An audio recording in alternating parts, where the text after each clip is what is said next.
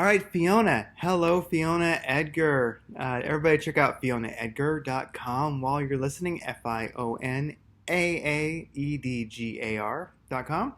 That's Fiona Edgar's site. This is Craig Simpson from Radiant Creators. You can always check out radiantcreators.com while you're listening. And this is the Fortnightly Astrology.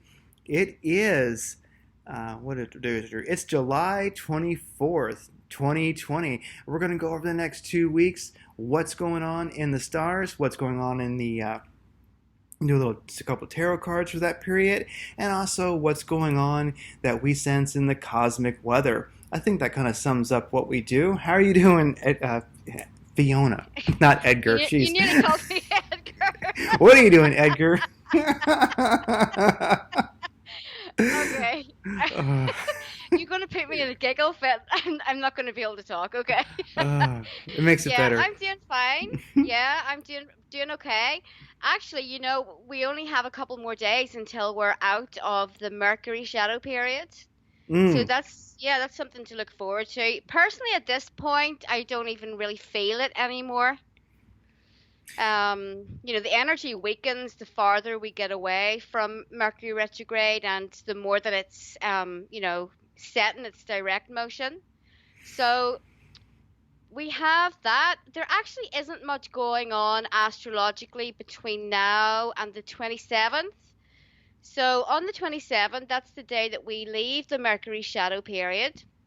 So whatever your Mercury retrograde issues were, you should see a resolution to those. You should be feeling better. Communication should be easier, and etc. So on the same day, there are actually a number of aspects on the 27th. So Jupiter is in sextile, which is a positive aspect to Neptune. And this is a really good aspect for creativity. Anyone that's an artist, a writer, a creator, any spiritual people around, this is a really good day for meditation. But this aspect actually gives us a lot of energy to pour into our dreams and manifesting our goals and visions for the future. So that's super cool and something to look forward to. On the same day, there are a couple of other aspects going on. So Venus squares Neptune. Venus is the planet of love and pleasure. Neptune is that kind of weird planet that does all of this kind of weird stuff. Yeah, the glory Yeah, hole I mean, planet. Neptune is like a planet that is connected to spirituality, fantasy, glamour, the spirit world, but its energies are quite difficultly expressed to us on this earth. But the highest vibration of Neptune would be selflessness, taking care of the less fortunate, um, and having compassion for all living things. So when Venus is in square to Neptune, though, Venus is like the goddess of love, and Neptune is kind of confusing things. So you may have, a bit of confusion in terms of your love life, or in some other area like your finances or your job. But it is a very short aspect. You'll only really feel it for that day. So another thing to watch out for is Mercury, the planet of communication, is actually in square to Mars, the god of war, and that can cause some arguments.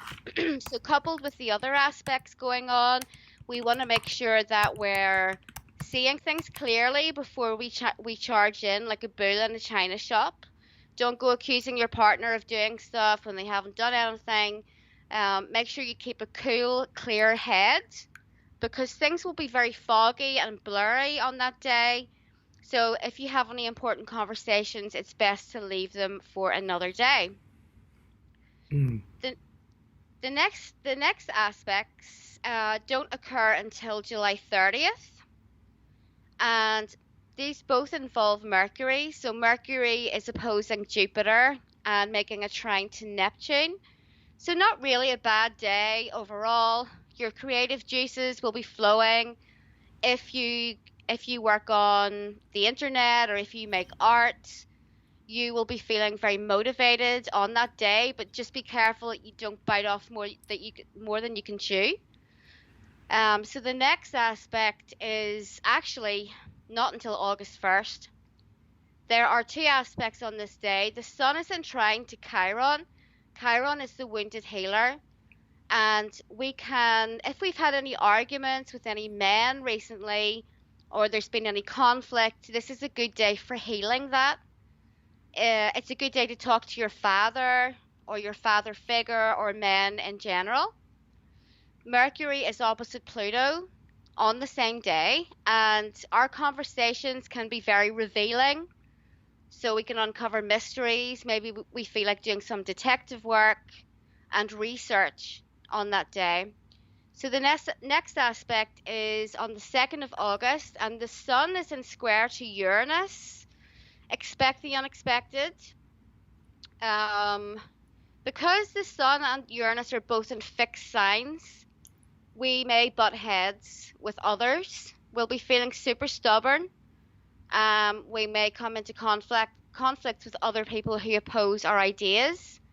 So the next day there's a full moon. This full moon is occurring at 11 degrees of Aquarius. So the sun is in 11 degrees of Leo. This is a very fixed full moon. It also squares Uranus. The main thing about this moon is that it's going to create a lot of unexpected events. And it's best to keep a cool head on the full moon because everyone's emotions are heightened. The energy is really weird. You know, our pets are acting weird. People are being loony. But we will feel, if we're in conflict with other people, we will feel that we're right and we're not going to back down. Everyone's going to be stubborn. So it is a possibility that we have some conflict around the time of the full moon. Yeah, so just to watch out for that one because everyone's going to be full of ego on that day. It's Leo, you know, it's Aquarius, it's Taurus. There's going to be a lot of very fixed and rigid ideas. So the next couple of aspects that we have happen on the 4th of August. The Venus conjuncts the North Node, so Venus being the planet of love and pleasure. Conjunct the North Nodes, our relationships, our love lives, those are things that we're supposed to be focusing on. Maybe we had a bit of an argument with our partner, or, you know, we haven't been seeing them as much as we would like to lately because we've been focused on work. Well, you know, on the 4th of August, we should be trying to make them a priority. Take them out to dinner, treat them to something nice, just make space for your relationship. Mars is square Jupiter on the same day. That's not a bad aspect, but you know, when Mars comes into contact with Jupiter, it can blow stuff out of proportion, or you can overreach, overpromise. Maybe you make some promises that you can't keep. So just be careful to stay within your own boundaries. Then on the 5th of August, Mercury enters Leo. So this is when our communication with others really changes. In Cancer, we were emotional, sensitive, very caring. Leo is a very different sign to Cancer. It's a fixed fire sign. So we start to communicate with more authority. We become more opinionated. Maybe we tend to talk over people more because Leo likes to be first and it likes to be heard. But it also gives us the courage to speak out about issues that are important to us. If you have, you know, important conversations to have with another person, you will do so when Mercury is transiting Leo. And lastly, on the 7th of August, we have a really nice transit. Venus is entering Cancer. So Venus being the relationship of love. In Cancer, she is nurturing. She's emotional. She likes to be involved with families, family dinners, children. So when you're in a relationship and Venus is transiting Cancer, you can expect more intimacy with your partner, more care, and just better times in general. So that's it for the next 2 weeks. Hmm. This first week coming, not much happening, but then just remember about that full moon coming the week after. Yeah, and then after that full moon, we can towards the end of the week there, we'll have that beautiful, yeah, Venus in Cancer. Is that what you were saying? Yeah. Yeah, and we can all have a nice romantic evening. That sounds very Yes. good. Well, I'm really glad that the shadow period for Mercury ends on the 27th because that's just Monday. Makes me very happy because usually I'm just sort of I feel retrograde when it actually goes retro and then when it finally gets back to direct. I kind of just feel it when it's backwards. Uh, but this shadow period has just been a pain in the ass. Like it could have just been my fate. It could have been, but it just felt very Mercury retrograde because I just had endless like financial nonsense where nothing tragic or anything, just endless problems where like have you like for one thing, you ever have one of those weeks where like every big bill imaginable shows up that you kind of just don't really think about because it only happens once a year? And I'm like, oh darn, car registration. It's so expensive here in Arizona. It's like every year you get this bill, and then you know, like the cable bill was really high because it was I had gotten to change the service. So they charge you for changing the service, and of course they have to auto bill me twice. I'm like, oh thanks. So just it has been endless. This Yeah. shadow period. I'm just like, I think I'm getting tired of fixing things. I might just wait until the 28th. Just be like, everything that's messed up is staying broke. I don't care. I'll fix it, when there's better cosmic weather. Oh my goodness. Yeah. Yeah. I mean, we've had a tough couple of months. Astrologically, we've been hammered. We haven't really had a break since like last year. True. So yeah, I mean, it's just been Venus retrograde, which was terrible. Everyone had a tough time. Then towards the end of that, we had Mercury retrograde. So we're getting a bit of a brief period of rest before we get like loads of other crazy stuff in like September. So make the Oh, most of it. yeah, I really enjoy that romantic uh, weekend when Venus goes into Cancer. That might be the last good times you have for a while. I'm just Yeah. kidding. Oh goodness. So, um, did you do some cards for this week or this I fortnight? did. This I fortnight. did. I've got the cards here. I just pulled them. Oh, So let's see. The first card I have is the Queen of Wands. And the Queen of Wands is a female. She can be a fire sign, so Aries, Leo, or Sagittarius. Or she is a female that has fire elsewhere in her chart, so she could have like rising sign or moon or something in fire. She's a feisty lady. She is not afraid to go after what she wants. She's full of confidence. She's creative. She may be a cat lover. She has a little cat here on the card with her. Um, so what I get from this card is that some people have lost their confidence recently. So it could be females, it most likely is, but there could be some men listening to this who just feel like, maybe Venus retrograde knocked their confidence. They've been feeling like they're not good enough. This is going to be restored. So if you've been feeling like this, you can expect that you start to feel better, you recover, maybe you've been getting more sunlight, maybe relationship issues have been resolved for you, or, you're just starting to feel better. So that's what that card indicates. The next card is the Two of Coins or the Two of Pentacles. mm, It usually is a financial card, so what you just told me, Craig, about all of the bills coming in at once. It's about balancing your finances or balancing different areas in your life. What goes up must come down, and vice versa. Staying on top of your bills, I know a lot of people have had it tough because of the COVID-19. You know, your business has been maybe trickled down to very little, or you've been closed.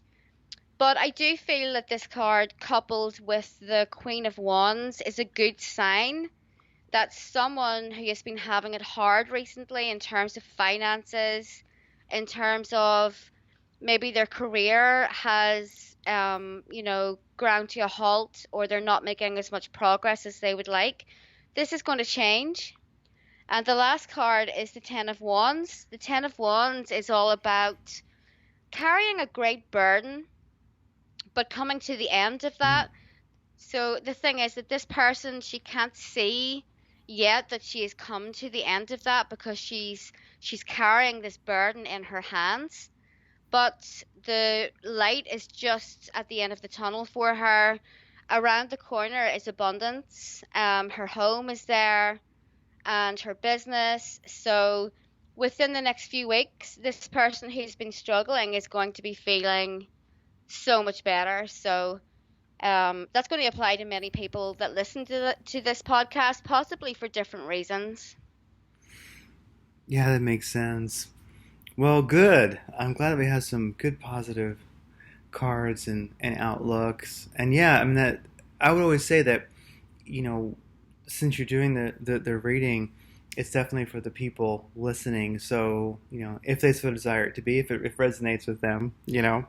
So it's the audience I notice is gaining. So we're getting more views, more listens every time we do the show. So you know, but it's still it's a small enough amount of people that you know feel it to be very personal for you if that feels right. Hmm. Yeah, because I think we all could use. Yeah, finances have been a pain in the ass. I mean, Yeah. not horrible, just like all is well, but oh my goodness, just and I had this weird feeling of how it just seemed like well the world is changing, of course, the new normal. We're all figuring it out, but it was like companies just didn't care anymore. Everything that like kind of went wrong for me, you know, financially with being double billed and just you name it, uh, was in general all like systems, the computer systems that the companies had not working very well, et cetera, et cetera, et cetera. But it all just kind of seemed like a certain apathy, like the people just didn't care anymore. And it just kind of felt like you might say our financial institutions, a lot of our corporate institutions, you name it, just uh, people are dead. Like they just don't really care anymore. As we all know, like Boeing planes are having trouble. Some of them are having trouble, you know, with their, you know, quality. There's been some that's been in the news. I'm sure people have seen that, and then you just look at it, and it's just all it's just pervasive through all of society. But I was just seeing it specifically, like in business, where people just don't care. It was weird, but I just felt like it was like the whole damn world was crumbling from a technological point of view. Yeah. Yeah. I mean, it kind of reflects the mood that Yeah. a lot of people have been in. Kind of losing hope or feeling very bleak about the future. But we just have to understand that this is just a passing phase. We will get through this. There's still a lot of good things in the world, your family. You can look at beautiful artwork, go outside in the countryside, play with your pets. That's still there.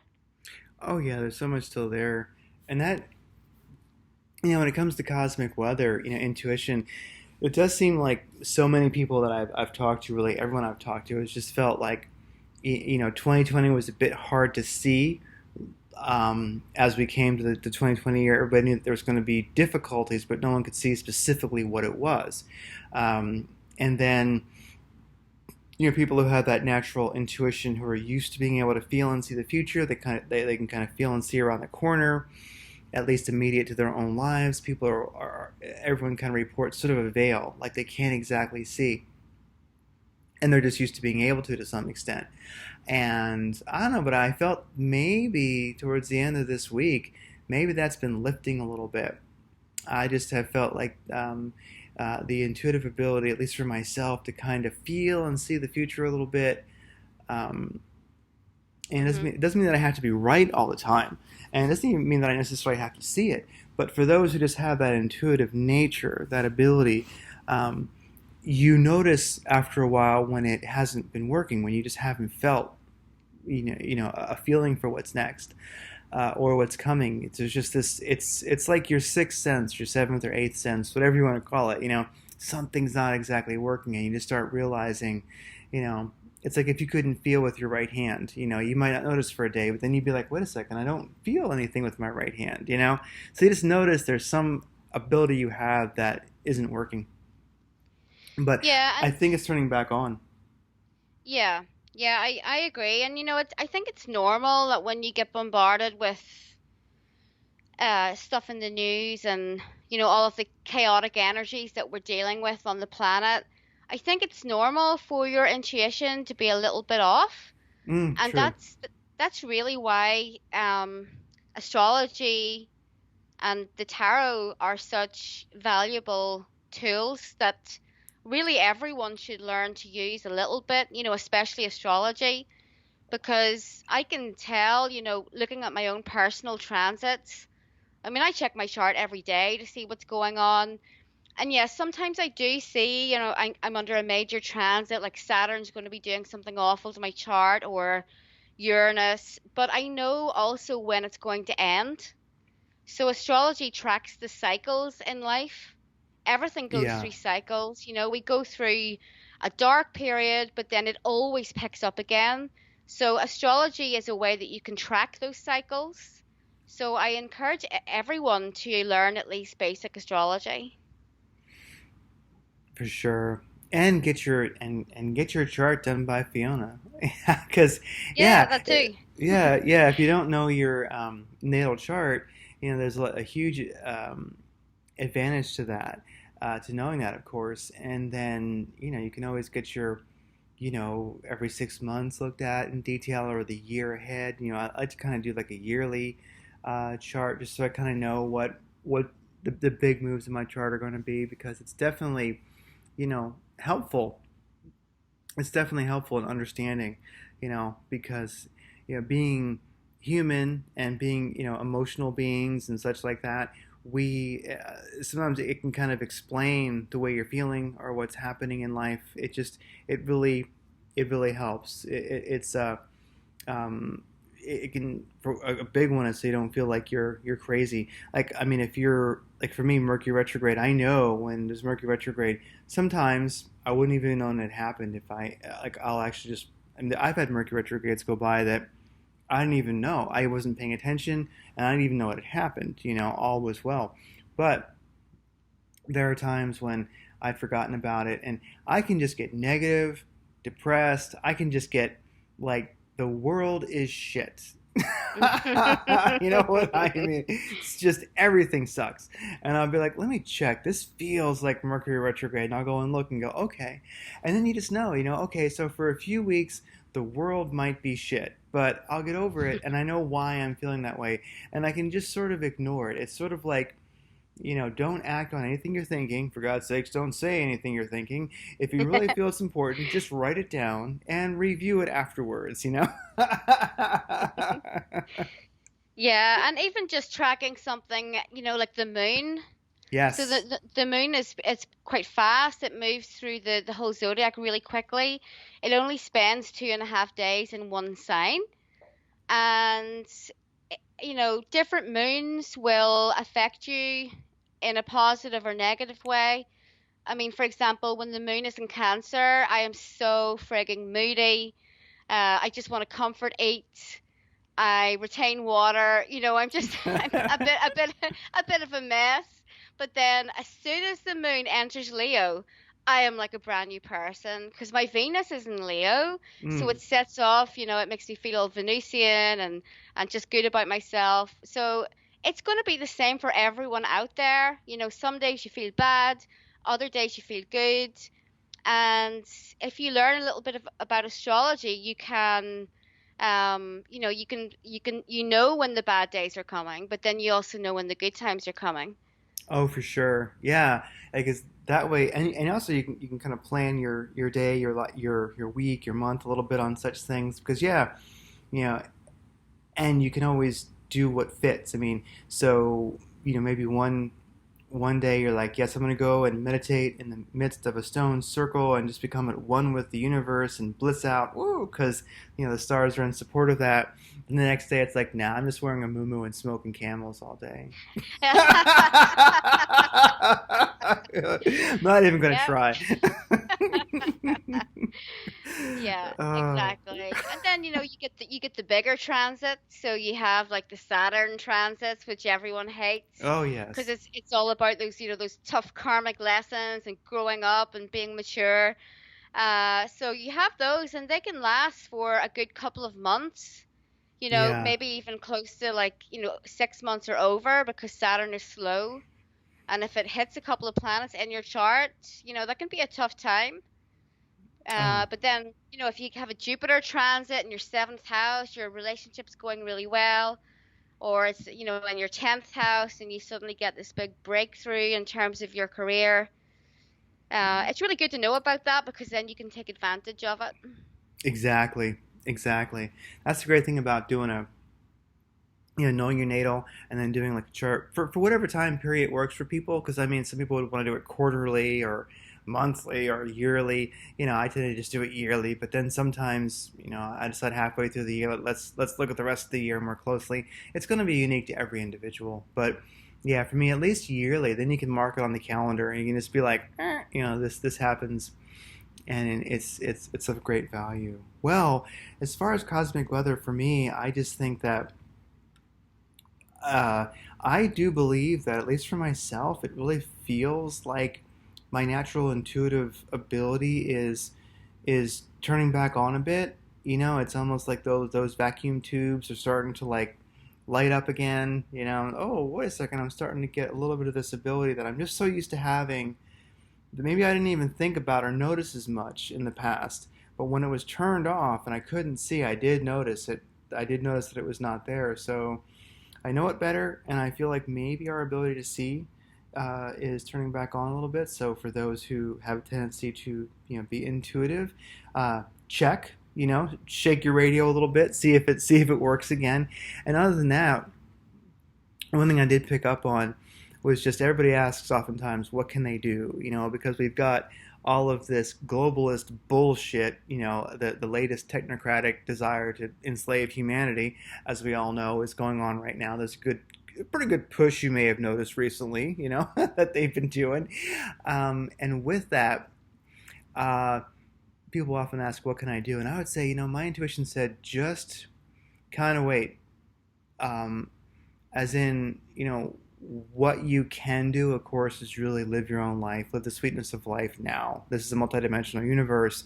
Live your sweetness now. Create the world you want now, because reality is shattered, so you can create your world now. But also, as far as anything greater, because I know what people mean when they ask, what can I do? They're asking on many levels. And I would say, don't fight the battle before it comes to your door. Hmm. I think for every individual, and I think more collectively, I know what people mean. What can I do? I want to fight back. I want to fight back. Um, I think ways to do that are coming. I would just say be patient, but most importantly, right now, create your own sweetness of life. Make sure while reality is shattered, you reform it in your local existence, in your local life. Make sure you create it the way you want. And that larger fight, that larger what can I do, it's coming. It'll become clear before too long. I have a feeling, and I'm not an optimistic person, so anybody who knows me, I'm not optimistic. I think the push has been too hard, and I think some of this latest attempt to enslave humanity globally is going to start backfiring, and just not. I think the masses just aren't going to believe it. I know it doesn't matter how many people know or how many people wake up per se. I can't see it, but there's going to be things people can do collectively in the physical existence here that can push this back, that can start bulldozing this back on the globalists. That's my cosmic weather for the fortnight and probably a little bit past, really. Yeah, I agree with you. I mean, I think the best thing that you can do, and it's funny because I had this conversation with one of my clients today. and she was asking, what can I do? I don't want to just sit here, at home and not do anything to help this battle that we're in. And one of the best things that you can do is be happy because they don't want you to be happy. They want you to be in fear. Yes, it's absolutely true. I mean, if it was easy, I mean, we'd all do it. If we could all just crank Heelong and like go and attack the Emperor's castle, I mean, it'd already be done. Yeah. It's just not that easy. I wish, I mean, you know, I'd be the first one there. I'd be like, let's go. You Yeah. know, So, yeah, we can't do that at the moment. So, just do whatever the hell makes you happy. exactly. Yeah, well, they don't want you to, they want you to be glued to the TV with your mask on, making your partner wear a biohazard suit when they come home. It's like Oh it's gosh. just ridiculous. Oh yeah, and I think it as we were talking about before we started recording the I think it came out of Canada, I think it was the whole like guidelines for safe sex during a COVID, lockdown, and they're like all this just I don't even want to get into it. Just all this basically to protect yourself, just have weird pervy sex, basically. I mean, it's insane. So yeah, they're reaching in so deep into every facet of people's lives and trying to manage it fearfully. So yeah, really tend your garden, be happy, do the sweetness of life, experience life, do those things that interest you every day. That really is how you fight the big picture right now. And then physically, how are you going to fight the bigger battles? I think that that path is going to start getting more clear for large groups of people, and we'll see organized pushback soon enough. Just be happy and be in a place where you have the energy, the resilience to fight the fight when it comes. Yeah, and don't do any of that weird sex stuff that they're Yeah. that they're they're trying to get you to do because I think that they're trying to see how far they can go with this. It's like a test. Oh, ho ho, we've got them all wearing masks. Let's see what we can get them to do now, like how far can we push them before they start saying, "Huh, something isn't right here." Exactly, exactly, and who knows? I mean, they're gonna start having like it, you can just be creative and think, oh my gosh, you're gonna like one of the adult stores gonna start selling like full body condoms or something. Like, I mean, who knows? Just oh my gosh, it's insane. Exactly, exactly. You know, um, so yeah, it it's the thing about I would say that the globalists I will call them is that they're so ruthless and they're so dumb and they oftentimes go too far. And I think that like advice on safe sex during COVID just really kind of it's they couldn't help but show their desire to just have this weird perverse world. Mm-hmm. They just couldn't help it. And I think that's one of the things that sort of blows their cover or makes them so obvious to people like us is you just go, and the people who are listening, I'm sure too, is you're like, are you serious? You're like the government. You're supposed to be doing important things, and you're saying protect yourself from COVID by having perv sex. Yeah. That's for real. You're not embarrassed by writing this, really. You know what I mean? It's like, Yeah. oh my gosh, I can't even believe it. I had to shake my head. I had to actually go and look at the source and be like, did they release it? Yep, they really said that. Yeah, it actually wasn't The Onion. It was a real news article. I'm like, this is real? I'm like, oh, I can only imagine a bunch of very like boring, government employees. Yeah, I mean, I just hope that they didn't mean that.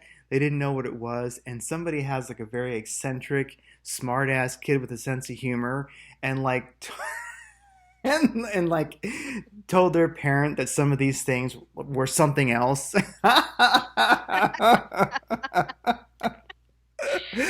Oh gosh, oh gosh. Well, I think we covered it great. I think people will be well served for the next fortnight, and then we will do this again. and we will help the tribe, and this is part of what we're doing. And everybody, just follow that sweetness of life. What you should do is there for you. It's what makes you happy in this moment. Unless it came from the Canadian government, just don't do that. All right. All right. Well, is there anything else? No, I think that's everything. I think we've got it covered. Just watch out for that kind of unexpected full moon. Take it easy. Do things that soothe your emotions. But apart from that, I think we're good. The cards look good as well. The end of a struggle, some light at the end of the tunnel for some people out there. Yeah, and I do. To me, I intuitively, I do feel that. I think people listening, I think this is. I think one thing is the people who are. I use that term humbly, but awake and aware. The people who are on that spiritual path, who have that inner authority. And if you're listening, then I really think this is a pivotal time. I think this is where it gets better, where we start getting more control, where we start getting happier and things lighten up because really uh, you will tend to be days, weeks, hours, a year, 6 months, whatever. You're always going to be guided, and you're always going to be ahead of the kind of the blind herd that's just wandering around. You're always going to have that ability, and I think you'll see you'll gain a little bit more confidence that you're guided in a positive way. So I will check in next fortnight, and I look forward to seeing in comments things that have gone right for people, where that light switch turned back on, intuition is working, and some good stuff is starting to flow. Yeah, All right, take care, yeah. everybody. Okay, thanks. Bye. Bye.